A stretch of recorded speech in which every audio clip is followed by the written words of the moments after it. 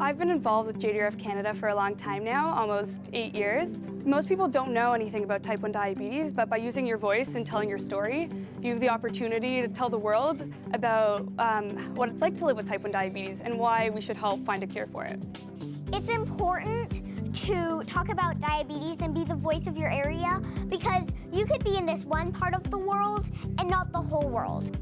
The ways I talk about type 1 is going on TV, the radio, and magazines and newspaper. The JDRF CC17 hashtag, there have been thousands of posts and just creating awareness and advocacy. So tomorrow we are going to the Hill, and one of our main goals tomorrow is to get the Special Diabetes Program, or the SDP, renewed. They provide $150 million for diabetes research, so that is a huge amount of money and could do so much to help. Of course, coming out here to DC with all the other delegates, it really shows the government that this is a big problem and that we need to keep funding for a cure in the future. So this morning I went to the Canadian Embassy. At the embassy I met with the man there and we went through my scrapbook together, and my scrapbook's filled with different information about me and my life with T1D, and he told me that he actually had a niece who had type 1 diabetes.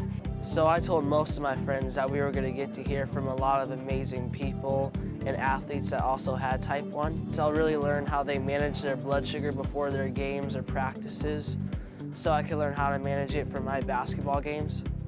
I'm not going to let anything ever stop me from doing what I want to do. That I'm living proof of that. I was able to go on and play collegiate football and professional football, living with T1D. All these kids can grow up and be whatever they want to be, whether they want to be doctors, lawyers, if they want to be sports players, they can do anything they want to do in life. Type 1 diabetes is a sneaky, it is a tricky disease. I think I sometimes sort of waffle between feeling like I got this made and this thing has totally got me around the neck and holding me down. Type 1 diabetes is a family disease. It never occurred to me as we were dating, and then of course the longer we were together, the more I understood. You have to take care of yourself and also be the patient. Diabetes is a lifelong condition. It does not discriminate. And so these kids, you see these 4 and 5 and 6 and 7-year-olds, 10-year-olds, 13-year-olds that are doing it for themselves. We want to give them everything. JDRF is such an incredible organization, and the idea that we could be here and help to impact funding for research to eventually to find a cure is just, it makes me very happy.